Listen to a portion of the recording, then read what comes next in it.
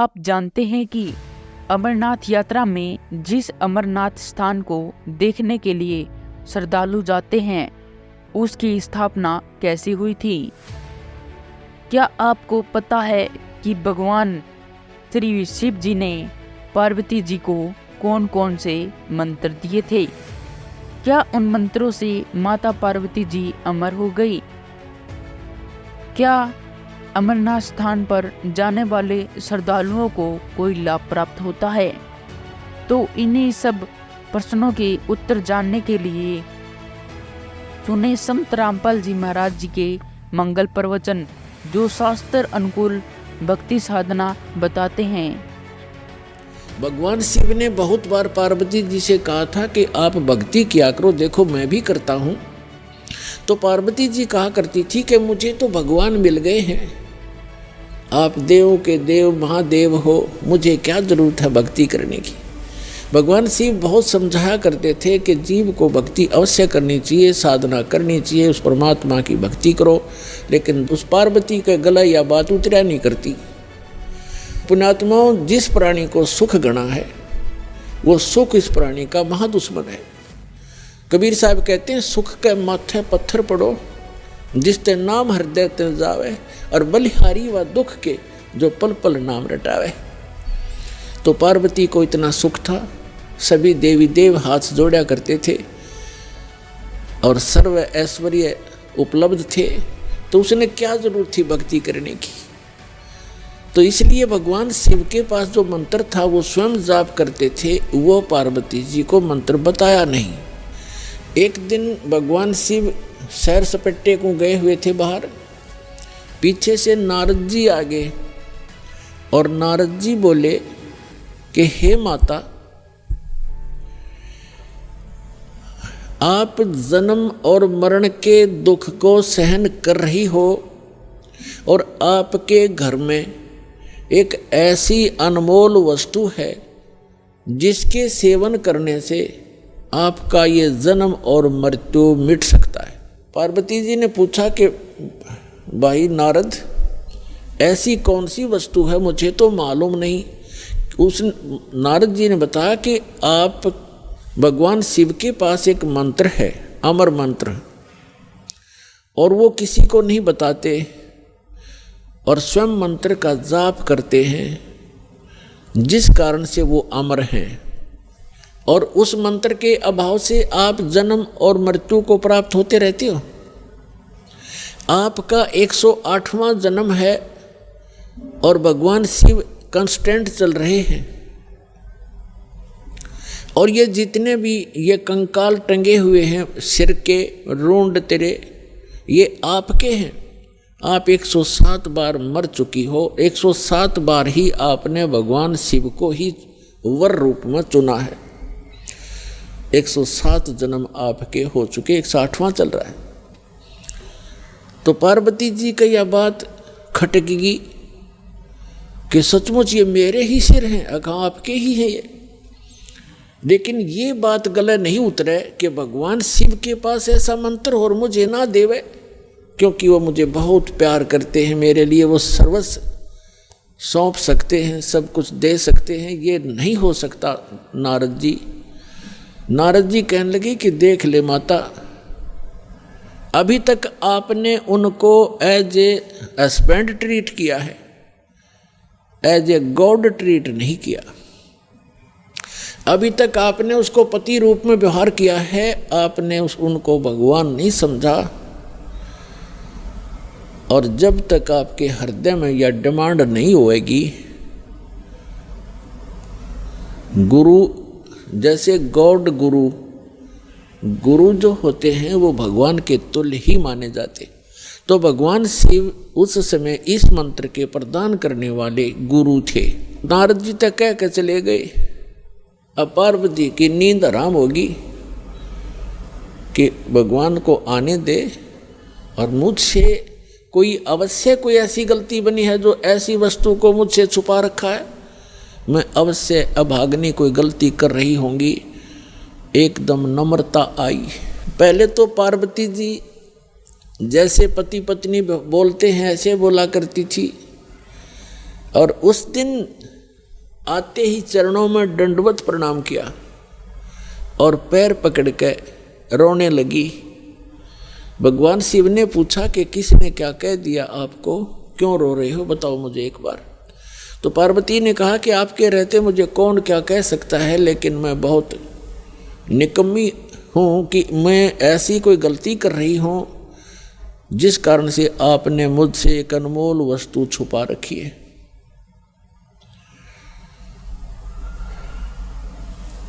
और मैं तो बालक हूँ, आप तो भगवान हो, बालकों की गलतियाँ माफ़ किया करते, मैं तो बालिका हूँ आपके सामने, और मुझे क्षमा करो, मुझसे कोई ऐसी गलती हुई। आपके पास एक अमोघ मंत्र है जिससे मेरा कल्याण हो सकता है। और तब भगवान शिव ने पूछा, भगवान शिव ने सोचा आज या कौन सा स्टेशन पकड़गी, या तो कदे भी इस बात के निकट भी नहीं थी, ना ऐसा मैंने कदे भाव देखा, ऐसी विनम्र नहीं देखी। तब उसने कहा कि तुझे कौन ऐसा भगवान मिल गया जो तेरी बुद्धि बदल दी। ये तेरे सतर का ज्ञान नहीं पार्वती, तेरी बुद्धि को मैं खूब जानता हूँ। तब पार्वती जी ने कहा कि नारद जी आए थे, उन्होंने मुझे बताया है कि ये जितने भी ये कंकाल टंगे हुए इस माला में, ये मेरे सिर के, मेरे मुंह के रुंड, ये मेरे ही बताए हैं। मैं 107 बार मर चुकी हूँ और आपको ही पति बनाया है मैंने। हे भगवान, क्या मैं मरती थी, आप मुझे कितना प्यार करते हो, और ये जब मैं मरती थी तो क्या आपको दुख नहीं होता था, और फिर भी आपने मुझे वह वस्तु नहीं दी जिससे मैं आपके जीवन तक तो जीवित रह सकती थी, इस मंत्र से, ऐसा बताया है। तब भगवान शिव ने कहा कि सचमुच ये सब सिर तेरे ही हैं और गिनती के लिए रखे हुए हैं ताकि तेरी बुद्धि ठिकाना आ जा, इसलिए रखे। और ये दिन आ गया आज। तो परमात्मा ने, भगवान शिव ने कहा कि आज तक मैं तेरी मृत्यु के उपरांत मैं कितना दुखी हुआ करता, वो तो मेरा मन जाने। जैसे उन्होंने बताया कि एक बार राजा दक्ष के यहाँ तू मृत्यु को प्राप्त हुई थी और तेरे उस अस्थि पिंजर को लिए मैं 10,000 वर्ष तक सीने से लगाए फिरा करता। मैं इतना पागल की तरह तेरे ऊपर आसक्त था, तेरे वियोग में मैं इतना दुखी होता था। पार्वती ने कहा कि फिर भी आपने मुझे ये मंत्र क्यों नहीं दिया जिससे मैं मरती नहीं और आपके साथ ही रहती। तब भगवान शिव ने कहा कि ये मंत्र ऐसे नहीं दिया जा सकता, जब तक जिज्ञासा प्रबल ना हो इस मंत्र के बताने का कोई लाभ नहीं बताने वाले को, बल्कि पाप ही लगता है। अब जैसे एक सीप होती है जिससे मोती बनते हैं, एक जीव होता है समुद्र में, उसका ऊपर का जो बॉडी होता है वो बहुत सख्त होता है और छोटा सा सीप होता है, और वो जिस समय समुद्र के अंदर एक ऐसा वातावरण बनता है उसको प्यास लगती है और वो समुद्र के जल को ग्रहण नहीं करती, वो ऊपर आ जाती है सतह पर, पानी के ऊपर की सतह पर। और जब स्वाति नक्षत्र की ऊपर से कोई बूंद आसमान से उसके मुख पर गिर जाती है उस समय, तो उस बूंद से जब मुंह खुला हो सीप का, उसकी डिमांड होती है उस बूंद की, आसमान के पानी की बूंद की, और उसमें मुंह खुला हो और उसमें वर्षा हो रही हो, तो मुंह खुले हुए पर एक ही बूंद पर्याप्त है उसमें मोती बनाने के लिए। और मुंह खुला ना हो और सीप बेशक ऊपर सतह पर जल के ऊपर घूम रही हो, चाहे सारा सामन बरस जा, उस मोती नहीं बन सकता क्योंकि उसका मुंह खुला नहीं है। तो ऐसे ऊपर बगैर मुंह खुले और उस बूंद की कोई वैल्यू नहीं है, व्यर्थ जाती है। ठीक इसी प्रकार भगवान शिव ने बताया कि आपके अंतःकरण का मुंह खुला नहीं था, आपके अंदर ये जिज्ञासा उत्पन्न नहीं हुई थी, इसकी डिमांड नहीं हुई थी। और आज नारद जी ने आपके अंदर ये प्रेरणा पैदा करके आपके अंतःकरण की वो डिमांड प्रेरित कर दिया आपको, आपकी प्रबल इच्छा होगी। अब ये मंत्र दूंगा पार्वती तो तेरा काम करेगा। पहले मैंने बहुत बार कोशिश की थी कि आपको ये मंत्र दूं, लेकिन आपने तो कान्ना पे कटाड़ी सारी बात, और कभी भी नहीं आपने भक्ति करने की सोची भी नहीं। अगर आप मेरे ज्ञान को सुनती तो मैं ये मंत्र आपको प्रेरित करके ये मंत्र भी देता, लेकिन ये ऐसा अनमोल मंत्र है, बगैर जिज्ञासु के और प्रबल इच्छा हुए बिना ये देना व्यर्थ होता है। इसलिए मैंने आपको मरते हुए भी देखा, मैं रोता भी था, डकराता था, टक्कर मारता था, लेकिन ये अनमोल वस्तु दे नहीं सकता था। तो पुण्यात्माओं, उस मंत्र को कितना कॉन्फिडेंस रखा गया था भगवान शिव के द्वारा। पार्वती के अतिरिक्त उन्होंने किसी को ये मंत्र फिर खोला भी नहीं। अब पार्वती से कहा कि इस मंत्र को मैं उस स्थान पर दूंगा, कोई अन्य जीव जंतु ना सुन ले। तो वो कहाँ ले गए उनको? वहाँ ले गए जहाँ आज अमरनाथ नाम से स्थान प्रसिद्ध है। वहाँ एक उस स्थान पर एक सूखा वृक्ष था, सूखा वृक्ष खड़ा था, उसके पत्ते नहीं थे, टहनी अवश्य खड़ी थी, पत्तों रहित सूखी, और उसकी एक खोगड़ माने वृक्ष के अंदर एक उसके तने में एक सुराख बन जाता अपने आप ही कुदरती, और उसमें एक मादा तोते ने अंडे दे रखे थे, उत्पन्न कर रखे थे। एक तोते के अंडे थे उसमें, क्योंकि अगर कोई हरे वृक्ष के नीचे बैठते हैं तो कोई ना कोई पक्षी भी आकर बैठ सकता था, दिखाई नहीं देता। इसलिए ऐसे सूखे वृक्ष के नीचे बैठे जाकर कि कोई पक्षी भी निकट आवेगा तो पता लग जाएगा। तो उससे पहले भगवान शिव ने अपने दोनों हाथों को ऐसे जोर से बजाया 3 बार, और इतना भयंकर नाद हुआ, आसपास के पक्षी और पशु सैकड़ों किलोमीटर दूर उड़कर चले गए, इतने भयभीत हो गए। और जो अंडे थे वो भी बच्चे बनकर उड़ गए।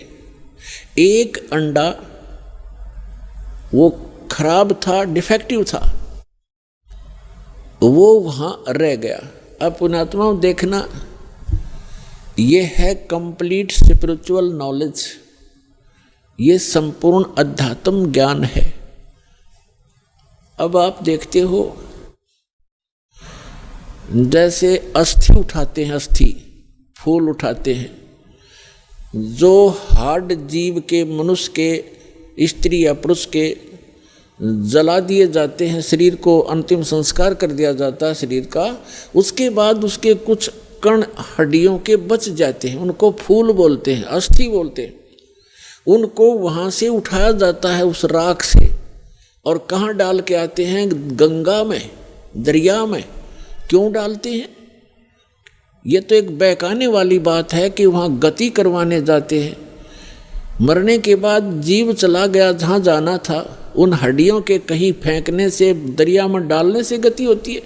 उसका मूल उद्देश्य ये है कि जैसे हम जिस बॉडी में रहे हैं, ये शरीर हमने सबसे प्रिय है। इंसान कोई रोगी हो जाता है, रोग भयंकर होता है, उसमें बहुत इलाज करवाना पड़ता है, तो अपने मकान और ज़मीन को भी बेचकर इस शरीर को सुरक्षित रखना चाहता है। ये कितना प्रिय होता है। और इसको छोड़कर जब ये प्राणी जाता है, पहले ये ऊपर ले जाया जाता है, वहाँ तपस्शिला पर इसको भूना जाता है, इसके अंदर से गंध निकाल कर फिर इस जीव को फेंक दिया जाता है। ये आकाश मार्ग से आकर धर्मराज के दरबार में पंक्ति में खड़ा हो जाता है। इस प्रोसेस में इसको 10-12 दिन लग जाते हैं। इसलिए 13वें दिन ये वापस आ जाता है, जहाँ इसने गधा बनना है, कुत्ता बनना है, सूर बनना है या भूत बनना है, उस लाइन में फिर लग जाता है। तो ये प्रेत बन जाते हैं अधिकतर। भूत पूज कर भूत बनेंगे, तो हम सब भूतों की पूजा ही करते थे। तो प्रेत बनकर आता है कहाँ? अपने घर में। घर से फिर अपने शरीर को खोजता है, मेरा शरीर कहाँ, उसमें प्रवेश करूं। फिर वो वहाँ से चलता चलता जाता है, क्योंकि एक फिल्म सी बनी होती है, वो फिर वहाँ जाता है जहाँ उसका अंतिम संस्कार किया होता है। तो वहाँ अगर वो अस्थि नहीं उठाई जाती है तो वो जीव उन अस्थियों को चिपक जाता, मेरी है, ये मेरी है, उनका चिपका रहता वहाँ पर। और उन्होंने, जिन गुरुओं को ज्ञान तो था नहीं, उन्होंने सोचा कि ये अस्थि अगर यहाँ से उठा कर और कहीं फेंक आवें, दरिया में डाल दें, तो ये उस प्रेत का हाथ ना लगे, वो यहाँ चिपक कर ना बैठे इन शमशान घाट में, यहाँ गांव में ना रहे, कहीं और चला जा। इसलिए उसको उठाकर उनकी अस्थियों को जल प्रवाह कर देते हैं। वहाँ डालने के बाद फिर इसको पता ही नहीं लगता वो कहाँ गई। इनका ये उद्देश्य होता है कि वो वहाँ से जगह छोड़ जावे, उनकी खोज में उड़ा गंगा किनारे धक्के खाता रहे। तो पुण्यात्माओं, ये अस्थि उठाने की ये प्रक्रिया यहाँ से चली है।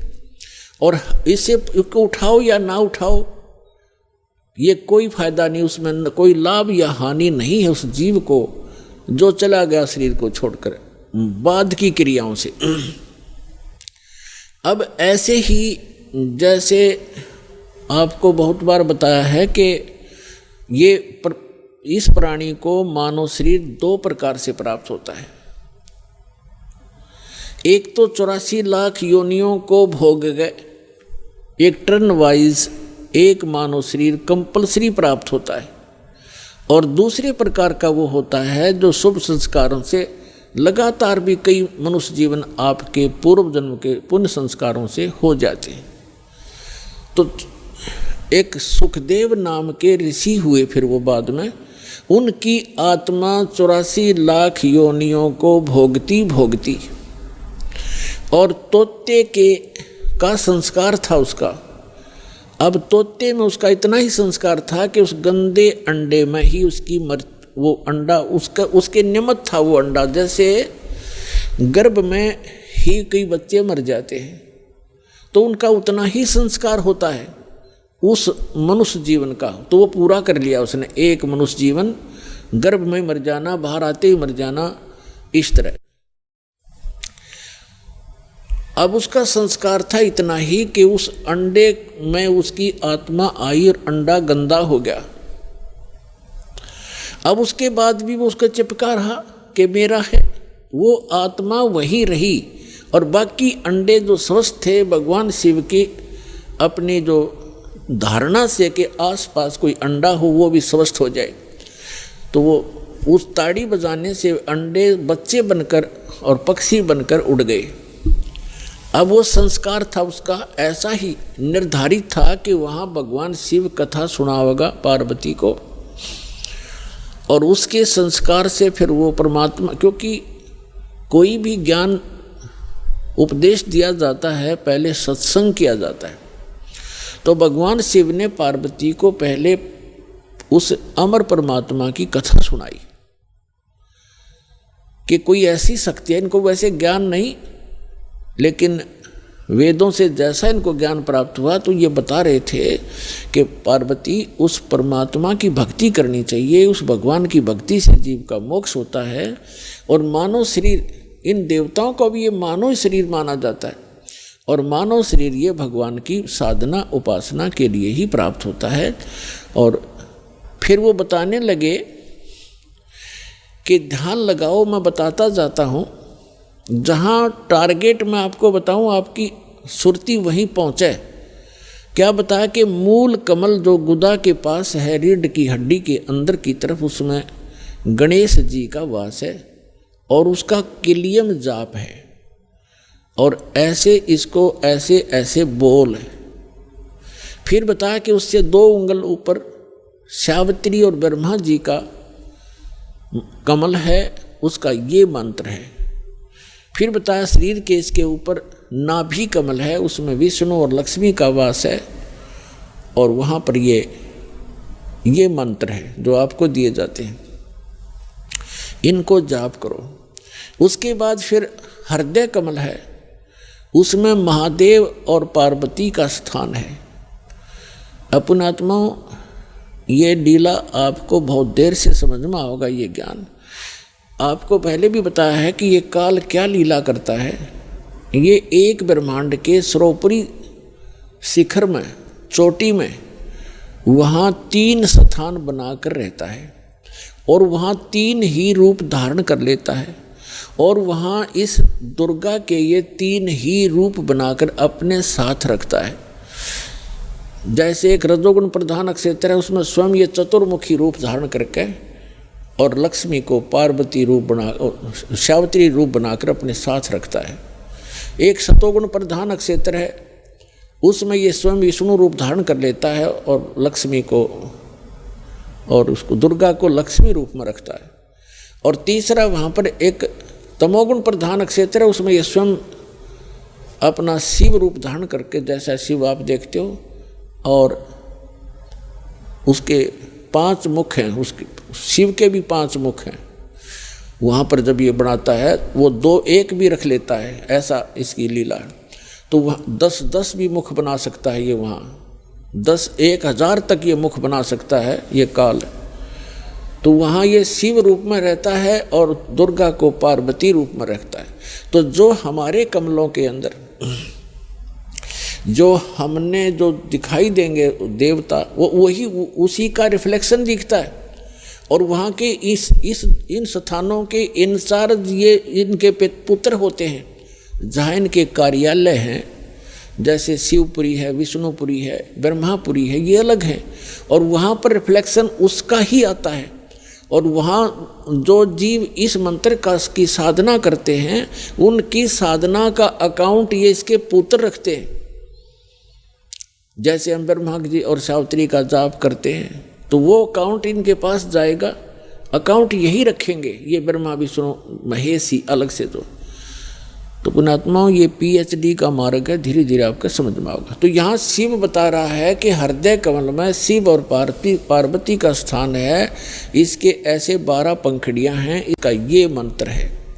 फिर कंठ कमल में देख, ये दुर्गा का स्थान है और इसमें इतने कमल हैं, 16 पंखुड़ी हैं और इसका ये मंत्र है। तो ऐसे जब वो जाप करती हुई जा रही थी, फिर कहा कि त्रिकुटी में की तरफ चलो पार्वती। अब जो ही वो ऊपर को उठी, यहाँ से समाधिस्थ हो गई वो, क्योंकि पुण्यात्माएं जो होती हैं उनका शरीर एक बहुत कोमल होता है, उनमें इतने विकार नहीं होते जैसे हम कलयुग में आ गए। सतयुग में क्या था? सतयुग में प्रत्येक व्यक्ति कोई भी था, जन साधारण भी और ब्राह्मण गुरु भी, उनकी समाधि तुरंत लग जाया करती थी, क्योंकि शरीर इतना पिछले पुनः संस्कारों से इतना कोमल होता था, इतना स्वच्छ होता था, अंदर से सब नसें सब वो उनका साफ होता था, बहुत आसानी से समाधि लग जाती थी। तो ऐसी वो देव स्वरूप शरीर था पार्वती का, तो स्वयं उनका एकदम समाधि लग गई। वो अंदर सुरती उसकी कमलों में चली गई और उन कमलों में घुसकर वो नज़ारा देखने लगी। अब जैसे पुण्यात्माओं, आप सिनेमा देखने जाते थे पहले, अब तो नहीं देखेंगे हम, पहले सिनेमा देखने जाते थे 3 घंटे, 3 घंटा का न्यू पता नहीं चला था किस में गए, क्योंकि कभी कुछ देख रहे हैं, कभी कुछ देख रहे हैं, कभी कुछ देख रहे हैं। 1 सेकंड में वो होया पावा था, ख़त्म होगी भाई। और बस स्टैंड पे बस की इंतज़ार कर ले, 10 मिनट में 20 बार उठेगा, 10 बार बैठेगा, आई किसी आई। तो इस तरह हम जो समाधिस्थ ऋषि होते थे, इनकी काल रोल मारा करता, इन्हें मूर्ख बनाया करता। जैसे किसी भी एक कमल में ये प्रवेश कर गए, एक कमल जैसे टीवी चैनल में कोई चैनल ऑन कर लिया और उसमें जो भी नज़ारे हैं वो यहाँ से बिल्कुल हटकर हैं और वो ऐसे दृश्य हैं यो मन देखता देखता दंग रह जाता है, इसको पता नहीं चलता कितना समय बीत गया। तो इस प्रकार वो काफ़ी समय तक ये नज़ारे देखा करते, मोक्ष नहीं हुआ इनका। तो जो दास आपको कंसेप्ट क्लियर करने जा रहा है, इस प्रकार पार्वती का कोई चैनल ऑन हो गया और उस चैनल में वह घुस गई, लागी सिनेमा देखने। अब जब सुरती चली जाती है दूर तो आभास शरीर को नहीं होता, जैसे हमने कई बार देखा कि बातें कर रहे होते हैं बस स्टैंड पर, और कुछ जो हमें नहीं ज़रूरत जिन व्हीकलों की, जैसे हम इंतज़ार कर रहे हैं बस की, अरे कोई ट्रक आ गया और उसके हमारे पास से गुजर गया हॉर्न देता हुआ, हमें पता भी नहीं वो हॉर्न कब देकर बजा के चला गया। हम इतने उन बातों में मगन हो गए, इतनी सुरती हमारी वहाँ से हट गई। तो ऐसे पार्वती की सुरती हट गई और शिव जी बता रहे थे कि ऊपर देखो मूल कमल में आपको ऐसे दिखाई देगा, हृदय कमल में ऐसे दिखेगा। तो पार्वती की समाधि लगी, किसी कमल में पहुँच गई, वह घुस गई उसमें, वह सैर सपट्टे कर रही। उधर से वो गंदा अंडा जो था तोते का, वो स्वस्थ हो गया भगवान की चर्चा सुन के। और एक महापुरुष के मुख से वो जल्दी असर करती है। तो उसी समय वो स्वस्थ होकर अंडे से बाहर निकल कर बच्चा भी बन गया तोते का। और वो तोता फिर भगवान शिव बता रहे हैं कि ये मंत्र जाप करो, इसको ऐसे ऐसे जाप करो, किलियम किलियम जपो गौरा, सुन मंडल में पहुँचा बोरा। इस पर काफ़ी लंबा प्रकरण है, फिर बताएंगे। और ऐसे हरियम हरियम जपो, तो सारा बता रहा था। तो वो बता रहा था, पहले तो पार्वती कह रही थी हाँ ऐसा ऐसा है, हाँ जी हाँ जी। तो फिर तोता लग गया कहने हाँ जी। अब पार्वती तो समाधिस्थ, भगवान शिव ने अला के देखा हुआ तो समाधिस्थ हो रही है, और हाँ जी की आवाज़ कहाँ से आ रही है। तो जब उसने देखा कि अवश्य यहाँ कोई व्यक्ति है, इधर उधर देखा तो तोते ने सोचा है भी शिव जी पकड़ेगा, तेरी टिटवी दाबेगा। अब वो उड़ लिया, तोता वहाँ से उड़ लिया फर्र दे ही करके। अब शिव जी ने देखा कि इसने मेरा मंत्र प्राप्त कर लिया, और तोता बड़ा बदमाश होता है, यो किताब बोल रहेगा इसने।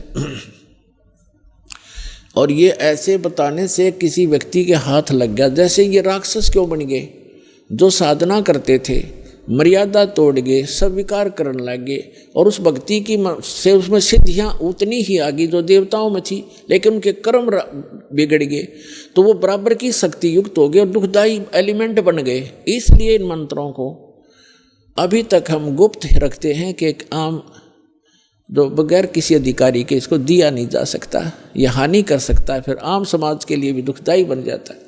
तो ये कारण था कि जनसाधारण कहते हैं भाई ये मंत्रों को तुम्हारे गुरुजी गुप्त क्यों रखते हैं। अब उनको क्या पता, जगत को भगत की मर्यादाओं का ज्ञान नहीं होता, तो श्रेयाम सार्वजनिक क्यों नहीं करते, वो सबको क्यों नहीं बताते। कोई बात है, अब आपके पास 20 लाख रुपये हैं तो बांट देना सबको, खड़ा होगा गली में बांट दे, 10-10 रुपये, 100-100, 500, 1000-1000। जब तेनों कहेगा कौन से बेटे ने दूँ तो उनसा ठीक ठाक रखे, खराब ना कर दे। तो ये एक अनमोल धन है, ऐसे नहीं बांटा जाता। तो भगवान शिव पीछे पीछे और तोता आगे आगे, दोनों में सिद्धि उस मंत्र से, वो भी मंत्रित होकर के सिद्धि युक्त हो गया और वो भाग लिया। आगे तोते का शरीर छोड़कर वेद व्यास की पत्नी ने जमाई ली, उसके माध्यम से वो सूक्ष्म रूप से गर्भ में पहुंच गया। और जब उनका मिलन हुआ पति पत्नी का, तो उस समय उसमें बॉडी धारण कर ली वेद व्यास और उसकी पत्नी से, और गर्भ में रहा। तो भगवान शिव आए पीछे पीछे और कहा कि पार्वती, वो व्यास की पत्नी, तेरे पेट में मेरे ज्ञान का चोर है, मैं इसे मारूंगा। तो उसने कहा कि क्यों मारोगे, क्या गुस्ताखी कर दी, यदि कोई जीव, मुझे तो मालूम नहीं, आप तो अंतर्यामी हैं भगवान, आपने को पता होगा क्या बात होगी कि इसने मेरा अमर मंत्र चुरा लिया, सुन लिया, और ये अमर हो गया, और कहीं ये किसी और को बताओगा, इसलिए मैं इसे खत्म करूंगा, मारूंगा। तो व्यास की पत्नी कहने लगी, बोले नाथ, एक तरफ तो आप कहते हो ये अमर हो गया तो आप मारोगे कैसे इसको। तो शिव जी वहाँ से आ गया, भाई बात तो ठीक है, गर्भ में ऐसे साधक को हानि नहीं पहुँचा सकता, जो पूर्व जन्म के कुछ संस्कारी होते हैं वो गर्भपात से मरण नहीं होता उनका। और फिर व्यास जी और उसकी पत्नी भी साधक थे, तो साधक को कोई भी देव जो हानि नहीं पहुंचा सकता। तो भगवान शिव वापस आ गया। अब कहने का भाव ये है दास का कि पार्वती जी को वो मंत्र मिला भगवान शिव से कहाँ, जहाँ पर आज हम एक अमरनाथ का मंदिर मानते हैं, अमरनाथ मानते हैं, और वहाँ अपने कल्याण के लिए हम वहाँ दर्शनार्थ जाते हैं कि हमारा मोक्ष हो जाएगा। अमरनाथ पर जाने से नहीं, अपने आत्माओं वो मंत्र से मोक्ष हुआ पार्वती का, उस अमरनाथ से नहीं। अमरनाथ एक स्थान है जहाँ पार्वती जी को वो अनमोल मंत्र प्राप्त हुआ था। अब इस दास के पास वो कंप्लीट स्पिरिचुअल नॉलेज है, वो अमर मंत्र है। ये अमर मंत्र जो भगवान शिव ने पार्वती जी को दिया, ये तो इतना अमर है, जब तक शिव रहेगा पार्वती की मृत्यु पुनः नहीं होगी। और एक दिन पार्वती भी मरेगी, शिव भी मरेंगे। भाई जो गुरु बचन पे डट गे रकट गे फंद 84 के, भाई जो गुरु बचन पे डट गे रकट गे फंद 84 के, कट गे फंद 84 के, रकट गे फंद 84 के, भाई जो गुरु बचन पे डट गे रकट गे फंद 84 के।